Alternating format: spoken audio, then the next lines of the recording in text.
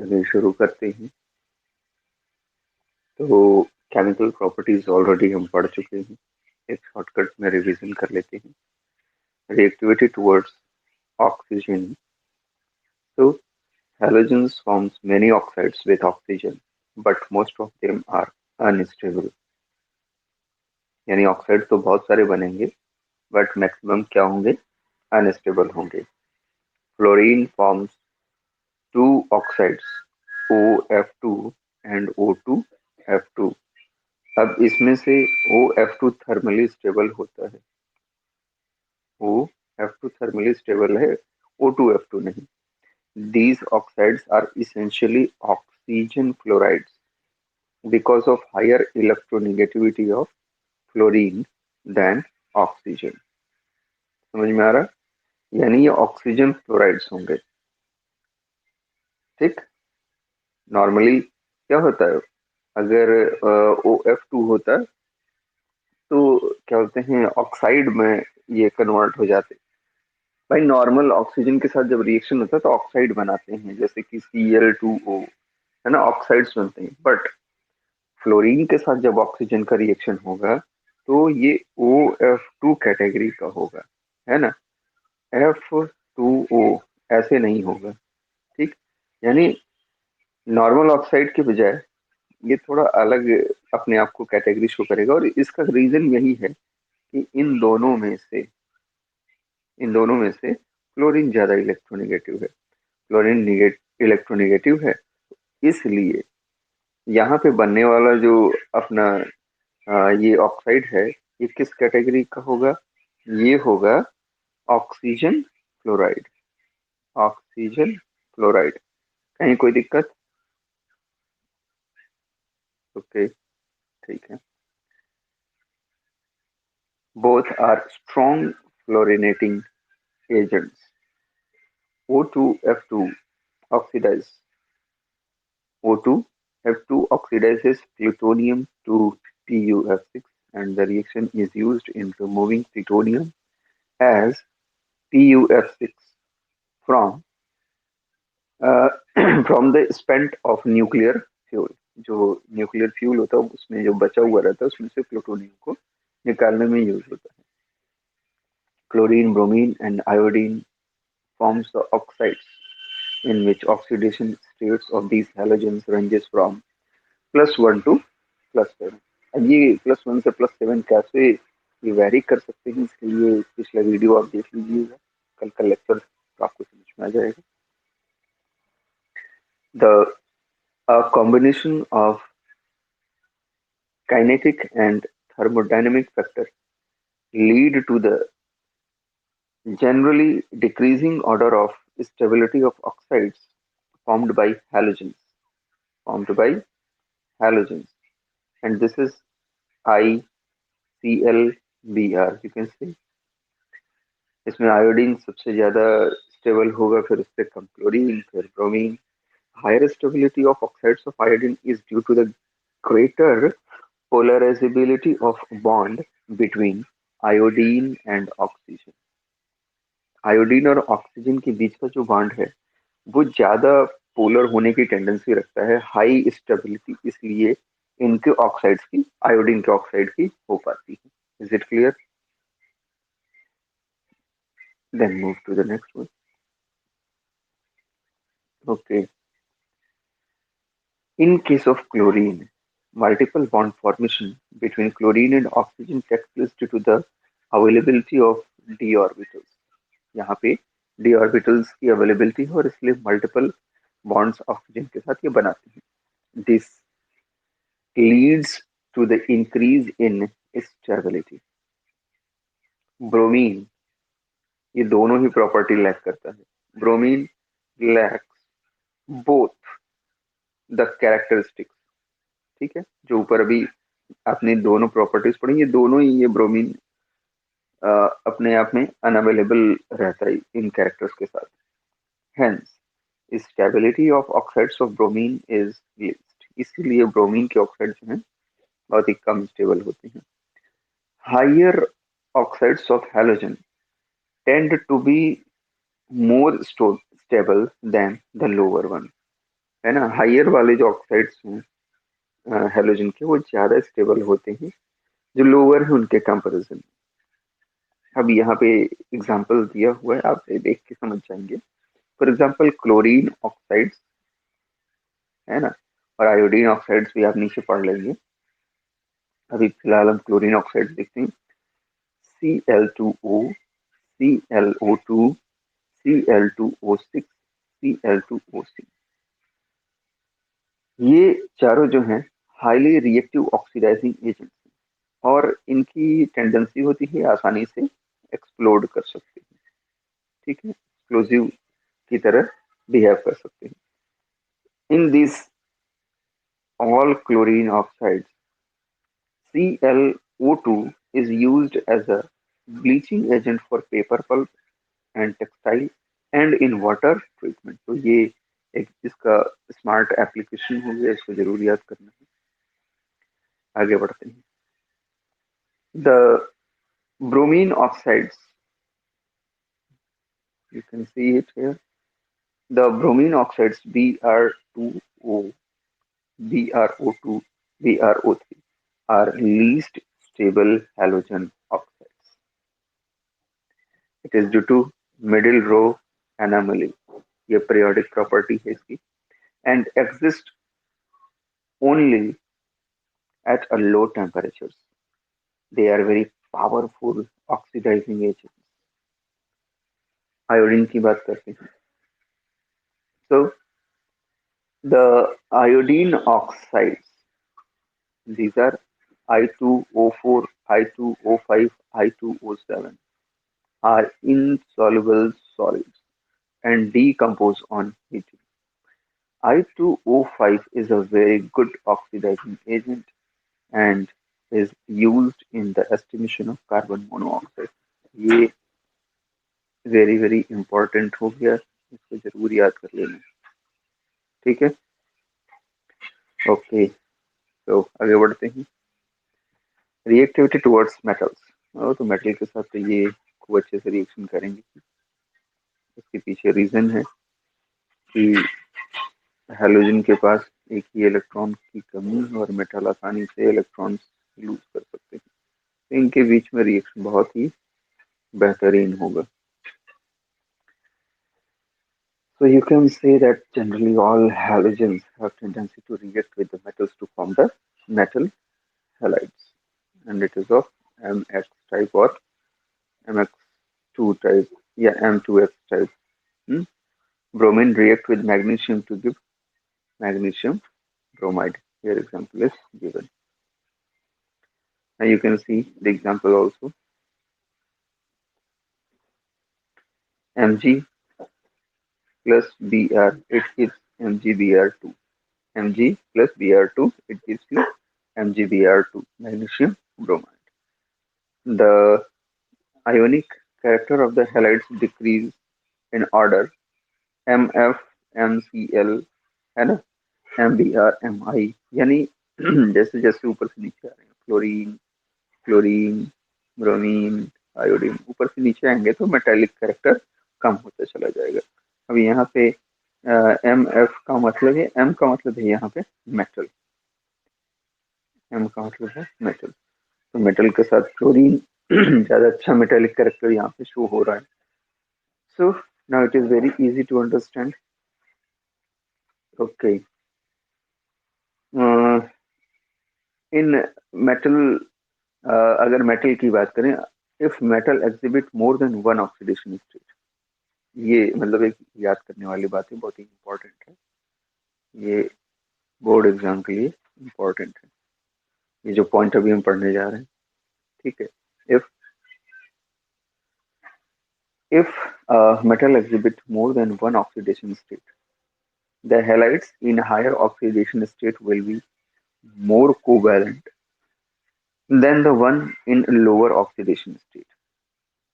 ठीक है, जो हेलाइड हायर ऑक्सीडेशन स्टेट के साथ बनेंगे वो ज्यादा कोवेलेंट होंगे लोअर ऑक्सीडेशन स्टेट के कंपैरिजन में। अब हम एग्जांपल को भी समझ लेते हैं। For example SnCl4, PbCl4, SbCl5, UF6, ये जितने हैं, ये ज्यादा कोवेलेंट होंगे. These all are more covalent than. अब लोअर वन की बात करते हैं. SnCl2, PbCl2, SbCl3, UF4. तो इन सब के कंपैरिजन में, जो नीचे लोअर वाले हैं, इनके कंपैरिजन में ऊपर जो हायर ऑक्सीडेशन स्टेट के साथ हैं, ये सारे कंपाउंड्स ज्यादा स्टेबल होंगे. So this is how the halogen react with the metals. Okay, so ये तो हो गया पहले का रिवीजन. अब हम आगे बढ़ते हैं डेविनिंग 1810. ठीक, प्रिपरेशन की बात की जाए, क्लोरीन को कैसे हम पा सकते हैं. So it can be prepared by any one of the given following reactions. First, by heating manganese dioxide with concentrated hydrochloric acid, that is MnO2 plus 4Cl. It gives you MnCl2 plus Cl2 plus 2H2O. However, a mixture of common salt and concentrated H2SO4 is used in place of HCl. है ना, जो common salt हमारे पास है उसका भी use कर सकते हैं और वहां साथ में H2SO4 का यूज कर सकते हैं HCl की जगह. तो रिएक्शन क्या हो जाएगा? 4NaCl plus MnO2 plus 4H2SO4, and it gives you MnCl2 plus 4NaHSO4 plus 2H2O, और फाइनली हमें मिल जाएगा क्लोरीन. ये समझ में आ रहा है? सेकेंड मेथड क्या हो सकता है? सेकेंड मेथड हो सकता है by the action of HCl on the potassium permanganate. Potassium permanganate पे HCl का एक्शन करा दिया जाए तो भी हमें क्लोरीन मिल जाएगा इसीलिए. रिएक्शन देखते हैं. Okay, so this is KMnO4 potassium permanganate to KMnO4 plus 16 HCl, and it gives you what? 2 KCl plus 2 MnCl2 plus 8 H2O plus 5 Cl2. अब सही है. तो यहाँ पे क्लोरीन इजिली आपको मिल गया. ठीक, अब हम लार्ज स्केल पे अगर बात करें, ज्यादा से ज्यादा स्केल पे अगर हमें चाहिए, मतलब हायर स्केल या आप कॉमर्शियल कह सकते हैं, तो फिर क्लोरीन का मैन्युफैक्चर हम कैसे करेंगे? दो प्रोसेस हैं, जिसमें से एक है डिकॉन्स प्रोसेस और एक है इलेक्ट्रोलाइटिक प्रोसेस. डिकॉन्स प्रोसेस को जरूर याद कर लेना, बोर्ड एग्जाम के लिए बहुत इंपॉर्टेंट होता है. डिकॉन्स प्रोसेस कई बार पूछता है. ठीक है, डिकॉन्स प्रोसेस कई बार पूछता है, इसको जरूर याद कर लेंगे आप लोग. Deacon's process sorry, by oxidation of hydrogen chloride. Hydrogen chloride का ऑक्सीडेशन करना है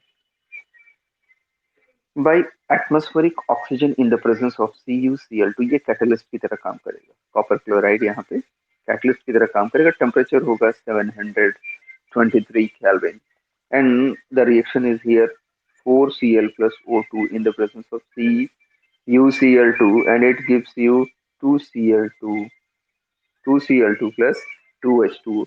So this is how the Decans process is used for the manufacture of chlorine. Is it clear? The second method is electrolytic process. Electrolytic process.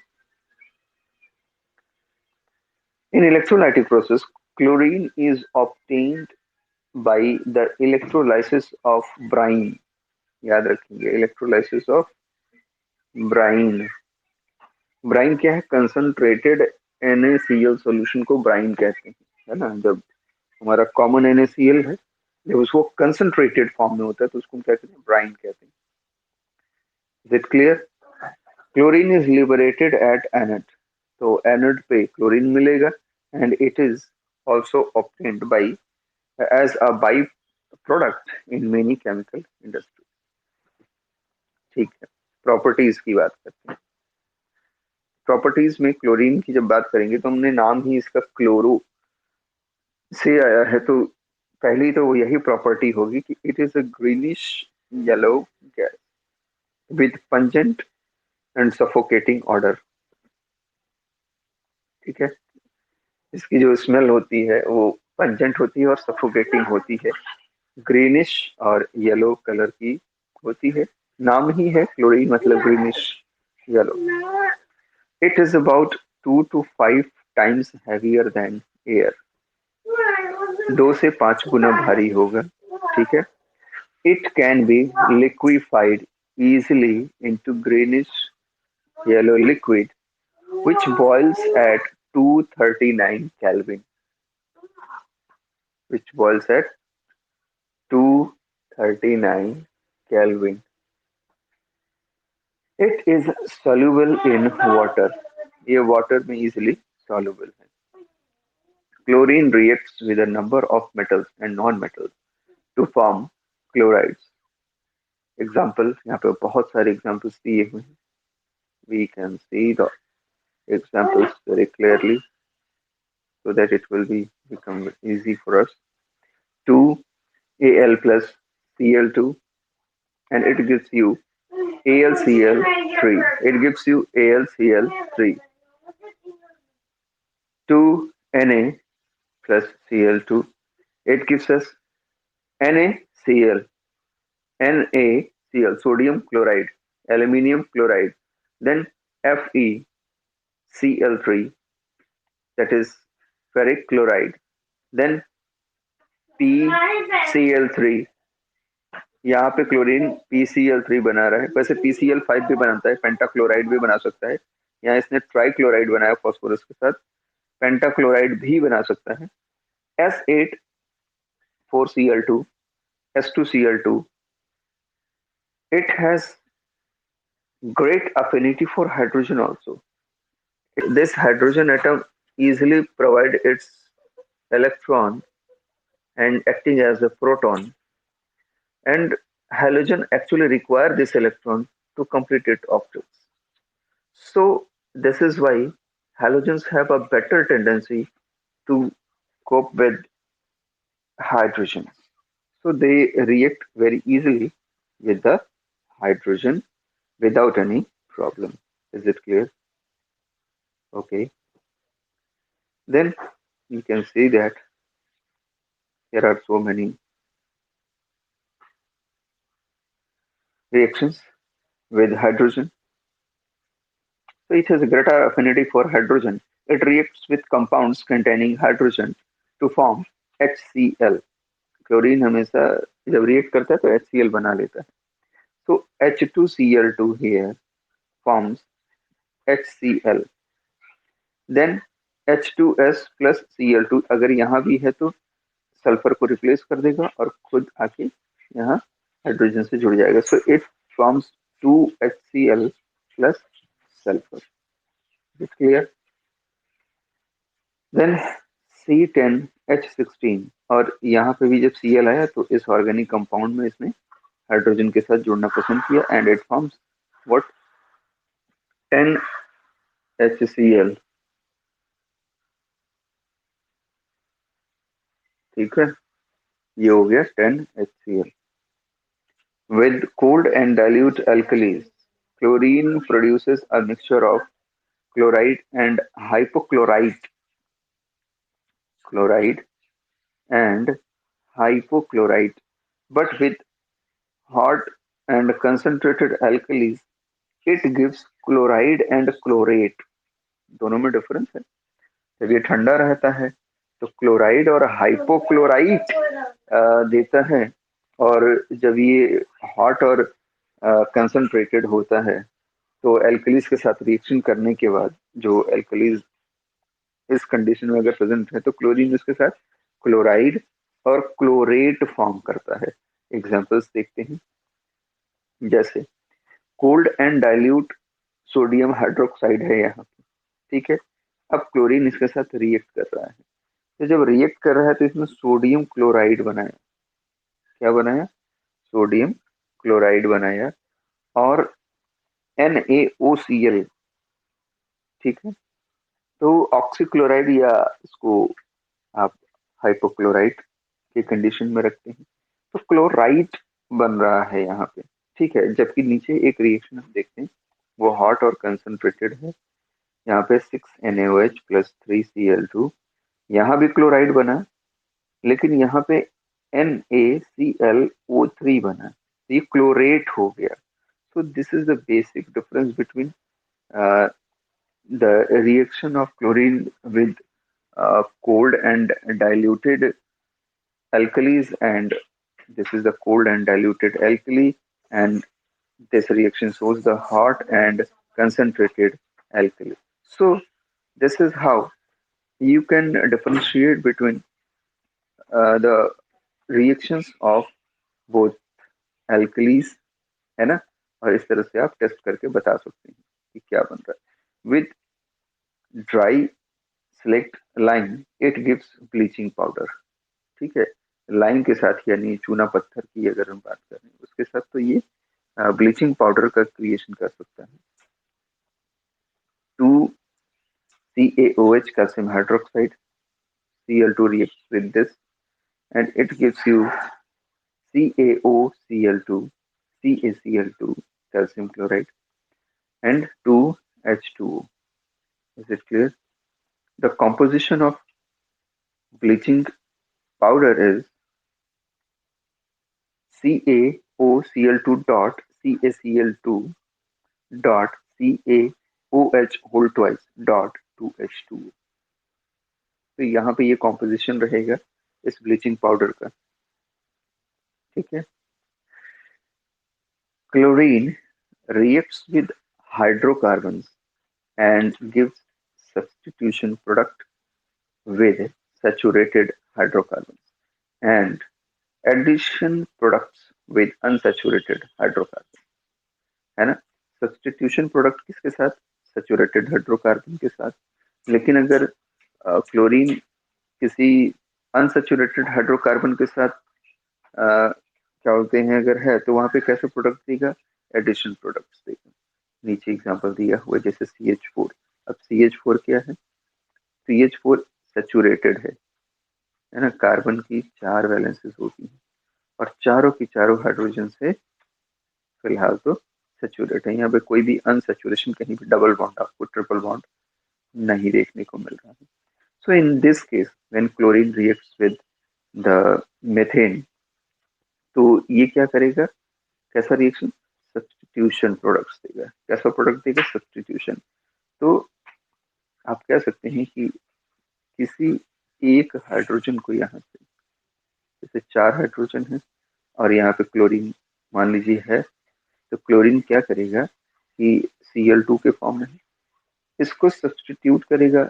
एक chlorine इसके साथ जुड़ेगा और दूसरा chlorine इसकी जगह आके अटैच हो जाएगा, तो ये बन जाएगा CHCl3। और हाइड्रोजन जब यहाँ से निकलेगा तो वो Cl के साथ जुड़ के बना लेगा HCl। तो रिएक्शन में साफ साफ आपको दिखेगा कि बिल्कुल ऐसा ही हो रहा है। सो आपको मेथिल क्लोराइड मिलता है CH3Cl, और साथ में एक प्रोडक्ट और है, वो है HCl। ठीक है। कोई प्रॉब्लम? कहीं कोई दिक्कत?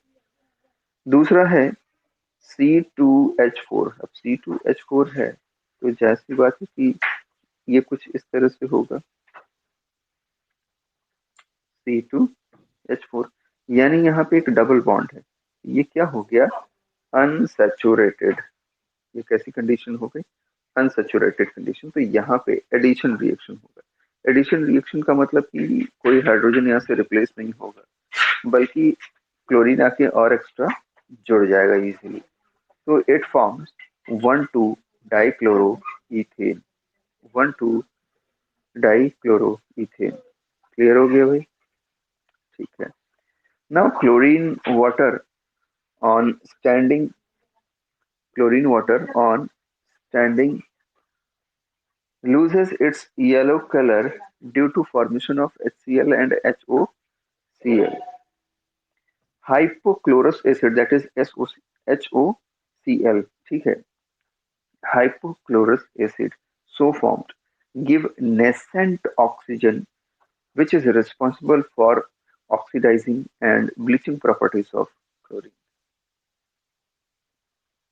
एकदम क्लियर है ना, कोई दिक्कत नहीं, बहुत आसान। आगे बढ़ते हैं। Chlorine oxidises ferrous to ferric.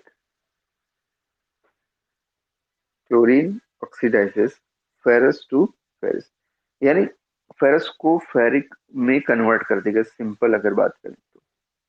Oxidise करने का मतलब यही होगा कि फेरस से फेरिक में कन्वर्ट हो जाना, ठीक। एंड सल्फाइट टू सल्फेट, जो सल्फाइट होंगे उसको सल्फेट में कन्वर्ट कर देगा। ओके, तो ये दो प्रॉपर्टीज क्लोरीन की जरूर याद रखेंगे। ये ऑक्सीडेशन वाली प्रॉपर्टीज की, ऑक्सीडाइज करने की प्रॉपर्टी है क्लोरीन की, ठीक। Chlorine oxidises sulphur dioxide to sulphur trioxide and iodine to iodate in the presence of water. They form sulfuric acid and iodic acid respectively, मतलब सल्फर के साथ सल्फ्यूरिक एसिड और आयोडीन के साथ आयोडिक एसिड। अब reactions देखते हैं। यहाँ पे 2FeSO4 plus H2SO4 plus Cl। तो अब किसका रिएक्शन देखना है हमें? क्लोरीन का देखना है। तो क्लोरीन ने क्या किया? क्लोरीन ने HCl बना लिया। अब भाई इसमें हाइड्रोजन है कहाँ? यही तो है, और तो किसी में हाइड्रोजन था नहीं। तो उसने क्या किया कि सल्फर से हाइड्रोजन लिया और फिर उसको सल्फेट में कन्वर्ट कर दिया। यही तो कर रहा है ना, सल्फर उसने क्या किया, उसने सल्फेट में कन्वर्ट कर दिया। Fe2SO4 whole thrice. ये समझ में आ रहा? ओके, देन Na2SO3 अगेन फिर वैसा ही रिएक्शन है, प्लस Cl2, अब की बार Cl2 फिर है और यहाँ पे H2O है। तो फिर H2O से इसने हाइड्रोजन लिया और ऑक्सीजन को किसको ट्रांसफर करा दिया यहाँ, तो फिर से इसको SO4 में कन्वर्ट कर दिया, मतलब सल्फेट में कन्वर्ट कर दिया। अगेन यहाँ पे SO2 है, Cl2 के साथ रिएक्शन है, यहाँ 2H2O है। तो इसने हाइड्रोजन लिया, भाई क्लोरीन को हाइड्रोजन की जरूरत है, बचा हुआ ऑक्सीजन उसने क्या किया, फिर SO2 को दे दिया, तो वो फिर से SO4 में कन्वर्ट हो गया, H2SO4। तो आप देख रहे हैं कि यहाँ सल्फेट में इस तरह से ये कन्वर्ट करने की टेंडेंसी रखता है। अब आयोडीन की बात आप देख लीजिए। आयोडीन जो है यहाँ पे I2 plus 6H2O plus Cl2, now it is converted into uh, 2HiO3 plus 10HCl। तो नॉर्मल कंडीशंस में क्या करता है कि आयोडीन को आयोडेट में कन्वर्ट कर देता है, लेकिन अगर वाटर प्रेजेंट हो, जैसे कि यहाँ पे इस रिएक्शन में आपने क्या देखा कि यहाँ पे क्या है, वाटर प्रेजेंट है, तो यहाँ पे आयोडिक एसिड बना दे रहा है। तो 2HiO3 क्या हो गया, एक आयोडिक एसिड हो गया। यही तो प्रॉपर्टी पढ़ा है हम लोगों ने। Chlorine is a powerful bleaching agent, bleaching action is due to the oxidation. ये एक बहुत ही पावरफुल ब्लीचिंग एजेंट है और ये ऑक्सीडेशन की वजह से होता है। It bleaches vegetable and organic matter in the presence of moisture, ठीक है। और इसका यूज सब्जी मंडियों में बहुत आसानी से किया जाता है। Bleaching effect of chlorine is permanent. और आप देखते हैं कि कपड़े उपड़े से कई बार कलर गायब हो जाता है। सो ये क्लोरीन का एक परमानेंट इफेक्ट है। तो रिएक्शन भी देख लीजिए ब्लीचिंग के लिए, जो यहाँ पे दिया है, Cl2 plus 2H2O, it gives you 2HCl plus nascent oxygen. अब ये जो नेसेंट ऑक्सीजन है ना, यही अपना एक्शन कंप्लीट करता है आगे। तो कलर्ड सब्सटेंस अगर होगा, जैसे कुछ भी होगा कलर्ड, कपड़ा ही मान लीजिए, कपड़ा कलरफुल है, नेसेंट ऑक्सीजन उसके साथ जुड़ता है, उस कपड़े का रंग गायब कर देता है। तो कलरलेस में कन्वर्ट कर देता है. So this is how the bleaching activity of the chlorine actually takes place here. Now we are moving to the uses of chlorine. It is first used. तो पहला यूज क्या है? For the bleaching wood pulp, जो कि paper बनाने और rayon बनाने में काम आता है. ठीक है, bleaching wood pulp required for the manufacture of paper and rayon. Bleaching cotton textiles. Second, it is used in the extraction of gold and platinum. Third, it is used in the manufacture of dyes, drugs, and organic compounds such as carbon tetrachloride, CeCl4, CHCl3, DDT बनाने में, खैर अब तो इसको बंद कर दिया है गवर्नमेंट ने, DDT बनाने में, रेफ्रिजरेंट्स में यूज होता है. Then it is used in sterilising the drinking water. Drinking water को ब्लीच किया जाता है ना, उसमें इसका टेस्ट भी चेंज हो जाता है. तो ड्रिंकिंग वाटर को ब्लीच करने में. Preparation of poisonous gases such as phosgene. ठीक है, COCl2, टीयर गैस, आंसू गैस जिसको हम बोलते हैं, CCl3NO2, मस्टर्ड गैस. अब ये तो बहुत ही ज्यादा पॉइजनस है, किसी को मारना हो तो एक कमरे में बंद करके मस्टर्ड गैस को रिलीज कर दीजिए, वो तड़प तड़प के मर जाएगा. तड़प तड़प के इस दिल से आह निकलती गई, वही वाली कंडीशन आई. तो मस्टर्ड गैस है ClCH2CH2SCH2CH2Cl. ठीक है, तो ये हो गए यूजेस. अब एग्जाम्पल 7.17 है, right the balance chemical equation. तो मैंने आपको पहले बताया, जितने एग्जाम्पल दिए उनको तो आप तो छोड़ ही नहीं सकते, उसको तो आपको पढ़ना ही पढ़ना है. Right the balanced chemical equation for the reaction of chlorine with hot and concentrated NaOH. अभी अभी आपने ऊपर रिएक्शन देखा ना, हॉट एंड कंसंट्रेटेड NaOH के साथ, एकदम वही वाला फिर से लिख देना. इन दिस रिएक्शन डिसप्रोपोर्शन, ये क्या है? Is this reaction is a disproportionation reaction. Justify, क्या ये डिसप्रोपोर्शनेशन है? मतलब कि क्या जो प्रोपोर्शन बनेगा वो एकदम डिफरेंट डिफरेंट होगा. तो आप कह सकते हैं कि हाँ, क्योंकि ये जब रिएक्ट करता है तो अलग अलग स्टेजेस में कन्वर्ट होता है. सॉल्यूशन से ही पता चल जाएगा इजीली. देखिए यहाँ पे है 3Cl2 6NaOH. अब जो बनेगा हमारे पास वो होगा 5NaCl plus NaClO3 plus 3H2. तो ये तो साफ साफ रिएक्शन से ही दिख गया कि ये प्रोपोर्शन में तो नहीं टूटा है, बराबर बराबर तो टूटा ही नहीं, तो इसीलिए yes, it is a disproportionation reaction. Chlorine form, क्या है? Chlorine from zero oxidation state is changed to -1 and +5 oxidation state. यहाँ पे क्लोरीन का ऑक्सीडेशन स्टेट क्या है? जीरो. यहाँ पे देखिए, यहाँ पे दो दो जगह क्लोरीन प्रेजेंट है. पहला तो NaCl में. अब NaCl में क्या है कि ये जब सोडियम के साथ जुड़ा हुआ है तो ये -1 है, जो ये -1 लिखा हुआ है, और इस कंडीशन में ये +5 ऑक्सीडेशन स्टेट है. तो प्रोपोर्शन तो बिल्कुल नहीं है, -1 या +5 तो आई नहीं. So this reaction is exactly disproportionation reaction. तो इस तरह से आप इस क्वेश्चन का आंसर अगर बोर्ड में आता है तो लिख सकते हैं. इन टेक्स्ट क्वेश्चन है. इन टेक्स्ट क्वेश्चन में पहला क्वेश्चन है, give the reason for bleaching action of chlorine.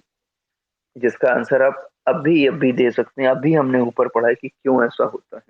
And name 2 poisonous gases which can be prepared from chlorine gas. तो जब भी इसका आंसर आप लिखेंगे, साथ में इसका फॉर्मूला जरूर लिख दीजिए, चाहे वो फोस्जीन लिखिए, टीयर गैस, मस्टर्ड गैस, कुछ भी लिखेंगे, फॉर्मूला जरूर लिखेंगे. तो इन दोनों के आंसर हैं आपके पास. और इस तरह से ये क्लोरीन के बारे में इंट्रोडक्शन फिनिश होता है।